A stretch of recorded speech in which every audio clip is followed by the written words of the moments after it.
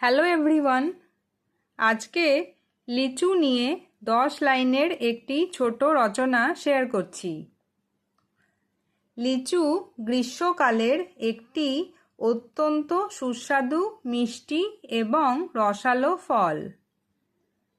এই ফলের ওপরের পাতলা খোসাটি লাল রঙের এবং কিছুটা খসখসে হয়।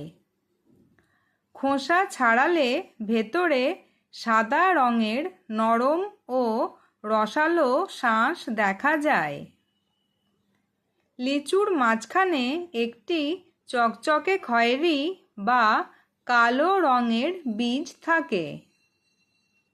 ভারতে পশ্চিমবঙ্গ এবং বিহারের মুজফ্ফরপুর অঞ্চল লিচু চাষের জন্য পৃথিবী বিখ্যাত। লিচুতে প্রচুর পরিমাণে ভিটামিন সি এবং অ্যান্টিঅক্সিডেন্ট রয়েছে, যা শরীরের জন্য খুব উপকারী।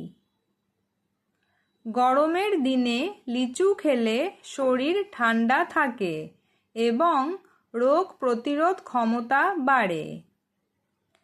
সাধারণত মে ও জুন মাসে লিচু পাকে এবং এই সময় বাজারে প্রচুর লিচু পাওয়া যায়। ছোট ছোট থোকায় লাল রঙের লিচু যখন গাছে ঝুলে থাকে তখন দেখতে খুব সুন্দর লাগে। লিচু যেমন সুস্বাদু, তেমনি এর মিষ্টি গন্ধ সবার মন কেড়ে নেয়।